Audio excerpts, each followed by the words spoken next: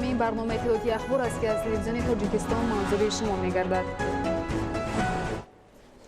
امروز در قصر ملت اساسگزاری سلحو وحدتی ملی پشوای ملت پرزیدنتی جمهوری تاجیکستان محترم امامالӣ رحمان وزیر کارهای خارجی جمهوری اسلامی پاکستان محمود شاه محمود قریشیро به حضور پذیرفتند. در جریان ملاقات مجموعی وسیع مسائل رشد و توسعه همکاری دوجانبه در ساحه‌های مختلفی برای هر دو جانب سودمند مورد بررسی قرار داده شد. جانب‌ها ضمن ملاقات مسائل‌های مبرم دوجانبه از جمله رفت آمادگی به سفر رسمی سروزیر جمهوری اسلامی پاکستان عمران خان را به تاجیکستان محاکمه کردند. در رفت ملاقات همچنین به مسائل‌های مبرم بین‌المللی و منطقوی به خصوص وضع کنونی افغانستان توجه خاص ظاهر کرده شد. امروز یکی از تهدیدهای بزرگ برای امنیت منطقوی وضع کنونی افغانستان میباشد. افغانستان بر اثر خروج نیروهای ائتلافی از قلمرو آن امروز در آستانه فاجعه گومانیتری قرار دارد. وضع مرکب خطرناکی که طی روزهای اخیر در این کشور تشکل یافته ایستاده است تنها مشکلات مردم افغانستان نیست بلکه از مسائل مبرم منطقوی و جهانی امروز است. باید گفت که به سر قدرت آمدن حرکت طالبان در کابل روند گیوسیاسی منطقه را در مرحله کنونی باز هم پیچیده کرده است.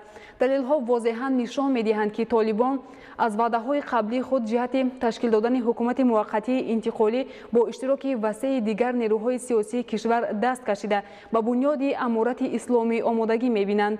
تاجیکستان همگونه نمود بی‌قانونی، ظهورات کشتار، غارتگری و تعقیب و ظلم را علیه مردم افغانستان مخصوصاً تاجیکان، ازبکان و دیگر اقلیت‌های ملی قطعاً محکوم می‌نماید. در ملاقات تاکید گردید که افغانستان جبر دیده و این ملت به ما دوست و برادر نباید دیگر باره به گرداب جنگ‌های خونین تحمیل کشیده شود. تاجیکستان چون همسایه نزدیک همیشه احیای صلح و ثبات پایدار را در افغانستان جانبداری می‌کرد و در این موقع استوار باقی می‌ماند. جمهوری تاجیکستان تاکید نمود که برای حل فوری مشکلات سیاسی و امنیتی کشور همسایه باید هرچی تیزتر یک حکومت فراگیر اینکلوزیو با اشتراک همه اقلیت‌های ملی پیش از همه تاجیکان افغانستان که زیاده از 46% مردم این کشور را تشکیل می‌دهند تأسیس داده شود. بعداً در ساختار دولتی در این کشور همسایه با راه رایپرسی و با در نظر داشت موقع تمام شهروندان کشور معین کرده شود. تاجیکستان هیچ گونه حکومت دیگر را که در این کشور با راه ظلم و تعقیب به در نظر داشت موقع کل مردم افغانستان به خصوص تمام اقلیت‌های ملی آن تأسیس داده می‌شود اعتراف نخواهد کرد. تاکید گردید که تاجیکان در حکومت آینده افغانستان جایگاه شایسته داشته باشند. تاجیکستان از جامعه جهانی دعوت به عمل می‌آورد که برای تامین صلح و ثبات در افغانستان و هرچی تیزتر معتدل گرداندن وضعیت مشکل سیاسی و امنیتی آن با راه گفت و شنیدها چاره‌های فوری را بیند. بی‌اعتنایی جامعه جهانی به وضعیت امروزه افغانستان می‌تواند به جنگ دوامناک شهروندی به این کشور آورده رساند. تاکید گردید که تاجیکستان طرفدار برقراری هرچه زودتر صلح و ثبات و امنیت افغانستان همسایه است و ما برانیم که در پیشبرد این روند سازمان ملل متحد باید نقش کلیدی داشته باشد. در اساس تجربه صلح آفرین و وحدت ملی تاجیکستان پشوای ملت محترم امامالî رحمان عایدی راههای تامین صلح و ثبات و رشد معتدل منبع کشور همسایه پیشنهادهای خود را به جانب پاکستان رسانید. وزیر کارهای خارجی جمهوری اسلامی پاکستان محمود شاه محمود قریشی پس از ملاقات با اساسگزاری صلح و وحدت ملی پشوای ملت پرزیدنت جمهوری تاجیکستان محترم امامالî رحمان اندیشه‌هایش را به خبرنگاران چنین بیان داشت: ассалому алайкум намояндагони васоити ахбори умум. ман имрӯз хушҳол аз он будам ки имконият доштам бо президенти ҷумҳурии тоҷикистон мулоқотҳои пурсамар доир намоем. дар доираи мулоқотҳои имрӯза мо вазъияти имрӯзаро дар ҷумҳурии исломии афғонистон баррасӣ намудем ва инчунин ман ба президенти ҷумҳурии тоҷикистон вобаста ба мавқеи ҷумҳурии исломии покистон марбут ба ин масъала фикру ақидаи худро пешниҳод намудам. вазъияти имрӯзаи афғонистон ва тағйирёбии он дар оянда метавонад ба кишварҳои ҳамҷавори бевоситаи афғонистон пеш аз ҳама таъсири бузург расонад. имрӯз мақсади асосии мо ин дар якҷоягӣ ба таври муштарак бо тамоми ҷонибҳои манфиатдор баррасӣ намудани вазъияти имрӯза ва муайян намудани роҳҳои ояндаи масъалаи мазкур мебошад. афғонистон кишваре мебошад ки дар он намояндагони ақалиятҳои миллӣ гуногун зиндагӣ мекунанд ва ҳар як ақалияти миллӣ инчунин манфиатҳои худро дорад ва онҳо ҳуқуқ доранд ки зиндагии орому осуда дошта бошанд. барои ҳамин ҳам имрӯз ҷумҳурии исломии покистон тарафдори таъсиси ҳукумати фарогир дар афғонистон мебошад ки дар он намояндагони тамоми қавмҳо метавонанд ба таври фаъол иштирок намоянд ва фикр мекунам ки ҳукумати фарогир ва системаи фарогир дар афғонистон барои мақсадҳои ягонаи сулҳу суботи минтақа метавонанд мусоидат намояд. таъмини сулҳу суботи шаҳрвандони афғонистон ва инчунин эҳтироми ҳуқуқи инсон барои покистон аҳамияти хоса дорад ва ман бовар бар он дорам ки масъалаҳои мазкур барои ҳамсояҳои бевоситаи ҷумҳурии исломии афғонистон ва тамоми минтақа ҳам ниҳоят муҳим ҳисоб меёбад. мо имрӯз бо тамоми намояндагони сатҳи роҳбарияти афғонистон дар гуфтушунидҳо қарор дорем то он ки вобаста ба таъсиси як ҳукумати фарогир ба мувофиқаи муайян расем. ман имрӯз дар шаҳри душанбе дар асоси дархости сарвазири ҷумҳурии исломии покистон муҳтарам ҷаноби имронхон қарор дорам. мехостам ба виҷа қайд намоям ки сарвазири ҷумҳурии исломии покистон ҷаноби имронхон нисбати президенти ҷумҳурии тоҷикистон муҳтарам Эмомалӣ Раҳмон як эҳтироми хоса зоҳир мекунанд ва ҳардуи сарони кишварҳои мо муносибатҳои сатҳи баланд ва хеле наздик доранд. барои ҳамин ҳам имрӯз ман ба шаҳри душанбе омадам то он ки фикру ақидаи роҳбарияти ҷумҳурии тоҷикистонро ва инчунин маслиҳати муҳтарам ҷаноби олиро вобаста ба масъалаҳои мазкур пайдо намоям. аз ҷониби дигар сарвазири ҷумҳурии исломии покистон имрӯз бесаброна интизор ҳастанд ки дар ҳамоиши дар пеш истодаи сарони кишварҳои узви созмони ҳамкориҳои шанхай ки дар шаҳри душанбе баргузор мегардад иштирок намоянд ва дар доираи ҷаласаи мазкур инчунин бо роҳбарони дигар кишварҳои минтақа вохӯриҳои пурсамар доир намоянд. мо инчунин дар доираи мулоқоти имрӯза имконияти доир намудани як вохӯрии маҷозии намояндагони махсуси кишварҳои ҳамсояи бевоситаи афғонистонро вобаста ба масъалаи афғонистон баррасӣ намудем ки ман боварӣ дорам вохӯрии ёки мулоқоти намояндагони вижаи кишварҳои мо оид ба афғонистон метавонад барои вохӯрии маҷозии вазирони корҳои хориҷии кишварҳои ҳамсояи бевоситаи афғонистон як заминаи хубе фароҳам орад то он ки мо дар сатҳи вазирон вобаста ба он ки чӣ гуна барои таъмини сулҳу субот дар афғонистон ва таъсиси як ҳукумати фарогир метавонем роҳҳои ҳалли муайянро пайдо намоем то дар натиҷаи кӯшишҳои мо тамоми ақалиятҳои миллии дар афғонистон зиндагӣ карда истода бо ҳам тавонанд дар фазои сулҳу оромӣ зиндагӣ кунанд ва барои пешрафти кишвар саҳми худро гузоранд. муҳтарам президенти ҷумҳурии тоҷикистон инчунин ба ман дар бораи он масъалаҳое ки он касро нигарон кардааст фикру ақидаи худро пешниҳод карданд ки ман ҳатман ин нигарониҳои муҳтарам ҷаноби президентро ба сарвазири ҷумҳурии исломии покистон ҷаноби имронхон хоҳам расонид. ташаккури зиёд. ҳамасола дар арафаи таҷдил аз ҷашни солгарди истиқлоли давлатии ҷумҳурии тоҷикистон тибқи анъанаи нек заҳмати шахсоне ки барои пешрафту ободии ватан ва оромиву суботи ҷомеа саҳми арзишманд гузоштанд аз ҷумла хизматчиёни ҳарбии қувваҳои мусаллаҳ кормандони мақомоти ҳифзи ҳуқуқ яъне афсарону сарбозони шуҷоъ ва содиқи ватан бо мукофотҳои давлатӣ ва рутбаҳои нави ҳарбӣ сарфароз гардонида мешаванд. дар ҳамин замина имрӯз дар қасри миллат асосгузори сулҳу ваҳдати миллӣ пешвои миллат президенти ҷумҳурии тоҷикистон муҳтарам Эмомалӣ Раҳмон استقبال جشن 30 سالگی استقلال دولتی جمهوری تاجیکستان با راهبران و نمایندگان مقامات قدرتی، نظامی، امنیتی و سودی کشور که در فعالیت کاری نتیجه‌های نظررس دارند مکافات‌های دولتی سپردند. گفته شد که با مکافات‌های دولتی و رتبه‌های عالی سرفراز گردانیدن نظامیان پاداش جسارت و دلیری، متانت و شجاعت و خدمت صادقانه به خلق تاجیکستان و دولت صاحب استقلال تاجیکان میباشد. گزارش همکاران ما 25 август дар қасри миллат асосгузори сулҳу ваҳдати миллӣ пешвои миллат Президенти Ҷумҳурии Тоҷикистон муҳтарам Эмомалӣ Раҳмон ба истиқболи ҷашни 30 солагии истиқлоли давлатии Ҷумҳурии Тоҷикистон ба роҳбарону намояндагони мақомоти қудратӣ, низомӣ, амниятӣ ва судии кишвар ки дар фаъолияти корӣ натиҷаҳои назаррас доранд мукофотҳои давлатӣ супориданд. قبل از آغاز مراسم سپاریدن مکافات‌های دولتی پرزیدنت جمهوری تاجیکستان محترم امامعلی رحمان حاضرین را به مناسبت جشن ملی 30 سالگی استقلال دولتی تهنیت گفته تاکید نمودند که طبق عنعنه نیک ما هر سال در عرفه تجلیل سالگرد استقلال دولتی زحمت شخصانی را که برای پیشرفت آبادی وطن و آرامی و ثبات جامعه سهم ارزشمند گذاشته‌اند از جمله خدمتچیان حربی قواهای مسلح، کارمندان مقامات حفظی حقوق یعنی افسران و سربازان شجاع و صادق وطن را قدردانی می‌نماییم. با مکافات‌های دولتی و رتبه‌های عالی سرفراز گردیدن پاداش جسارت و دلیری، متانت و شجاعت و خدمت صادقانه به خلق تاجیکستان و دولت صاحب استقلال تاجیکان میباشد. 30 سال صاحب استقلالی و خصوصا سالهای نخستین آن برای ملت کهن‌بنیاد ما دوره بسیار مشکل و پر از لحظه‌های نهایت سخت و سنگین بود.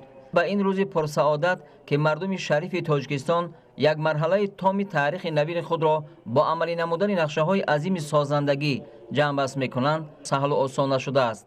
با سعی و تلاش و زحمت و کوشش‌های فداکارانه و شبانه روزی فرزندان سرسپرده ملت صلح و آرامی، رضایت و وحدت ملی در مملکت برقرار کرده شد. پرزیدنت مملکت محترم امامعلی رحمان تاکید داشتند که طی سالهای صاحب استقلالی سهم نظامیان یعنی افسران و سربازان قواهای مسلح و مقامات حفظی حقوق در برقرارسازی ساخت کنستیتوسیونی، صلح و آرامی و ثبات سیاسی در کشور برجسته بوده. محض به طفیل جسارت خدمتچیان حربی، صداقت و عدالت کارمندان مقامات حفظ حقوق در سالهای من بعد در پیشگیری کردن جنایت و قانونشکنی، حفظ مرز و بومی وطن، امنیت دولت و جامعه و حمایت حقوق و آزادی‌های کنستیتوسیونی شهروندان کشور ما به دستاوردهای بی‌سابقه در جاده سازندگی و آبادانی وطن نائل گردیدیم.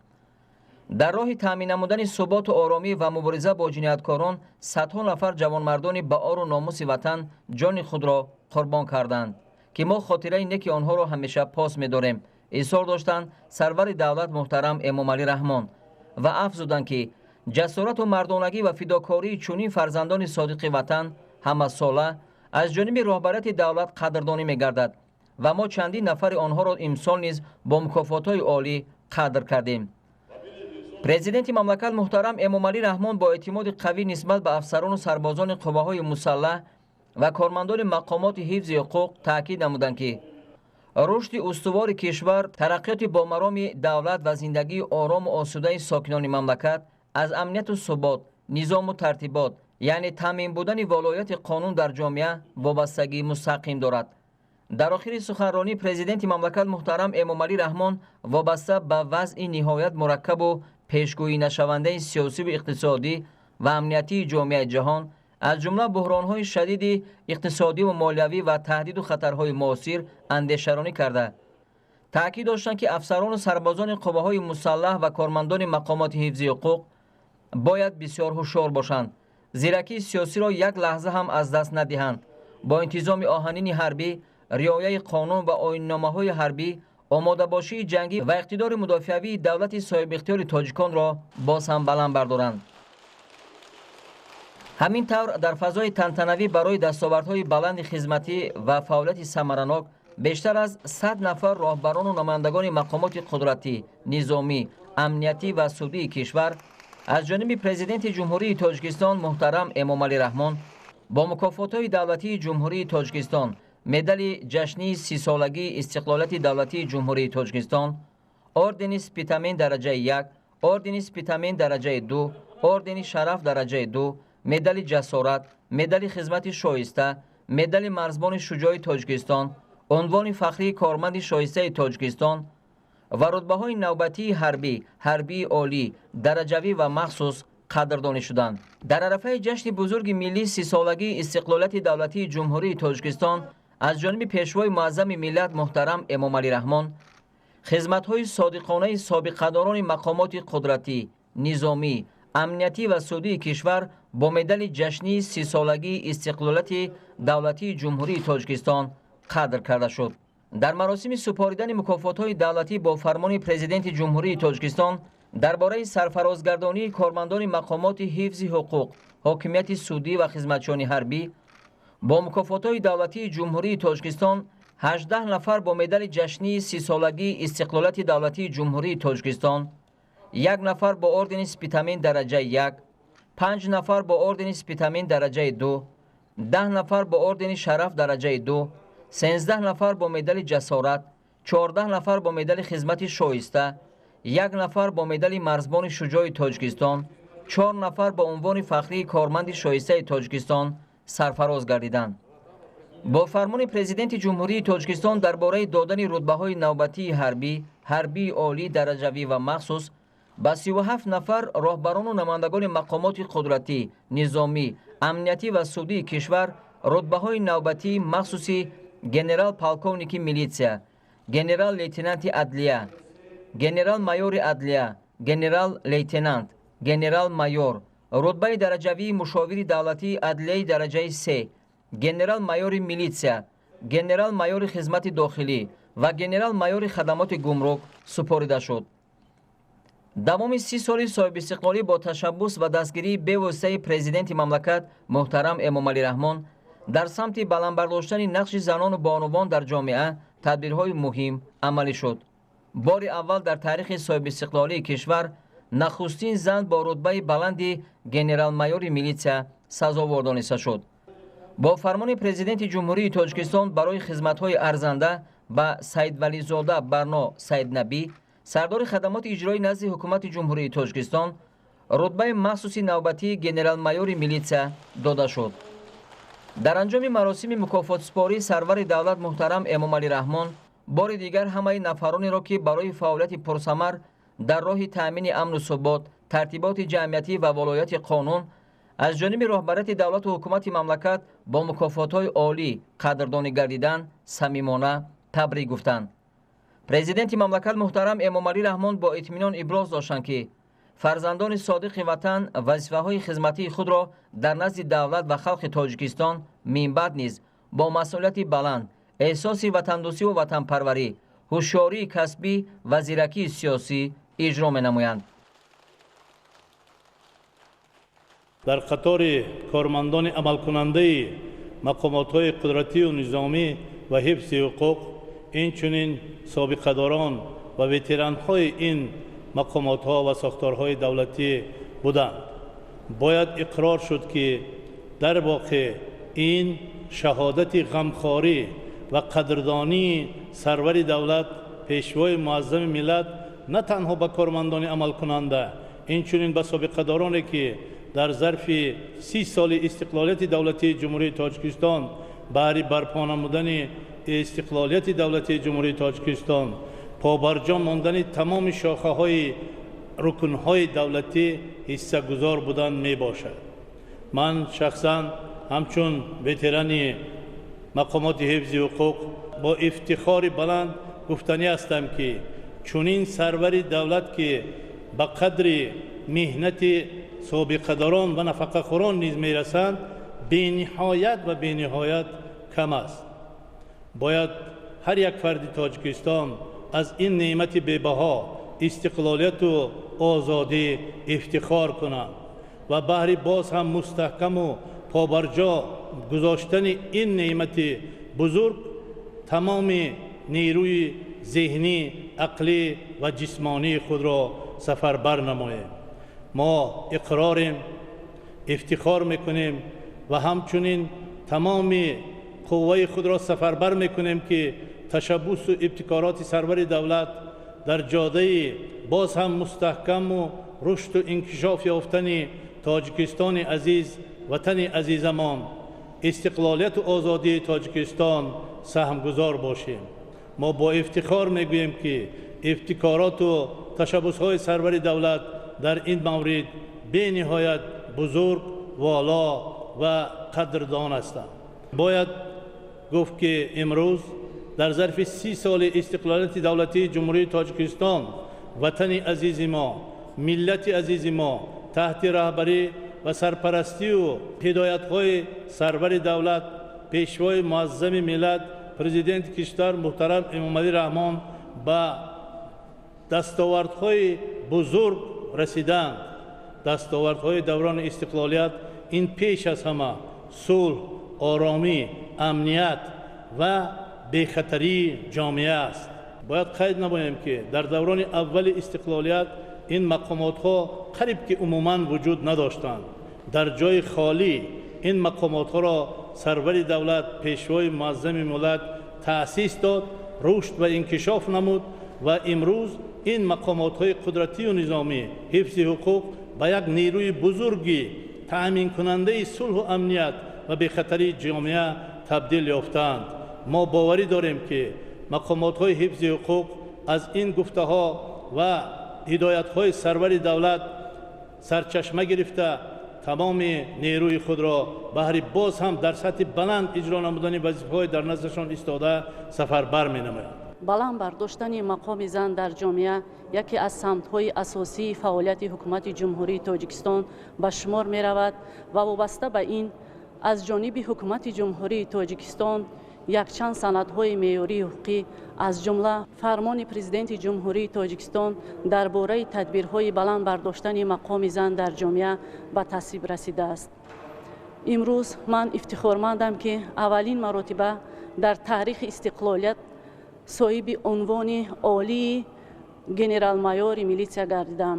ин рутбаи навбатӣ масъулияти манро ба ҳайси роҳбари мақомот дучанд намуда кӯшиш менамоям ки тамоми дониш ва таҷрибаи худро баҳри баланд бардоштани волояти қонун, иҷрои саривақтии санадҳои судӣ ва санадҳои дигар мақомоти давлатӣ иҷро намоям. бори дигар миннатдории худро ба Асосгузори сулҳу ваҳдати миллӣ, Пешвои миллат, Президенти ҷумҳурии Тоҷикистон муҳтарам Эмомалӣ Раҳмон бобати тамоми дастгирию ғамхорӣ ва роҳнамояшон мерасонам. имрӯз дар арафаи ҷашни 30-солагии истиқлолияти давлатии ҷумҳурии Тоҷикистон як қатор кормандони мақомоти корҳои дохилӣ ба рутбаҳои сатҳи олӣ ва мукофотҳои давлатӣ аз ҷониби Асосгузори сулҳу ваҳдати миллӣ, Пешвои миллат муҳтарам Эмомалӣ Раҳмон сарфароз гардонида шуданд.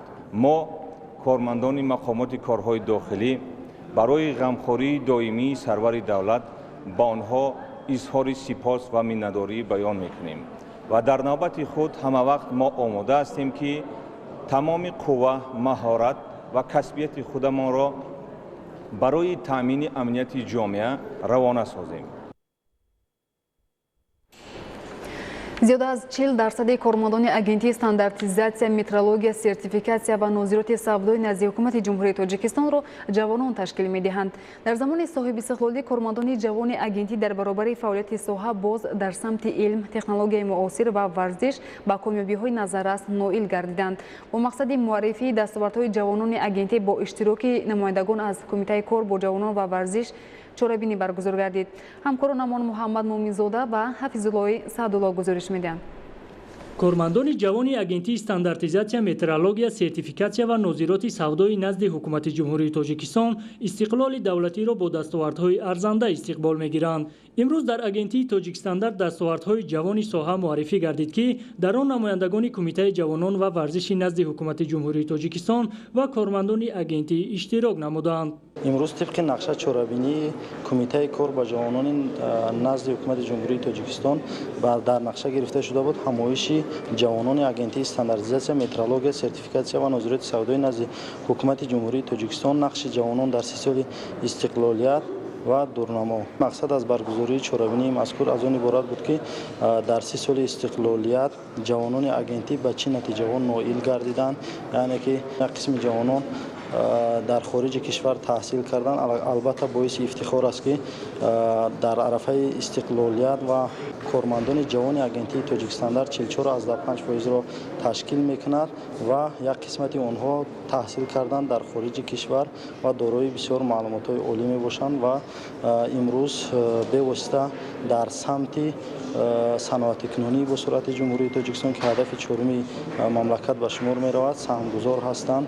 таи солҳои соҳиби истиқлолӣ бо мақсади иҷрои дастуру супоришҳои ҳукумати мамлакат дар агентии Тоҷикистандар унсури гендерӣ риоя гардида бо унвони кордону соҳиб маълумот низ фаъолият намуда истодаанд. дар агентии Тоҷикистандар низ таи ин солҳо барои ҷалб намудани занону бонувон ба фаъолияти соҳавӣ тадбирҳои мушаххас андешида шуда истодааст ва имрӯзҳо мо бо ифтихор гуфта метавонем ки дар пешбурди фаъолияти соҳаи худ саҳмгузорем. дар ҷавоб ба ғамхориҳои пешвои муаззами миллат мо бонувон пайваста кӯшиш менамоем ки барои пешбурди фаъолияти соҳаи худ ва муаррифӣ намудани кишвари азизи худ дар даврони истиқлолият саҳмгузор бошем. нашри навбатии барномаи иттилоъоти ахбор хотима меёбад. хайр то нашрҳои баъдӣ.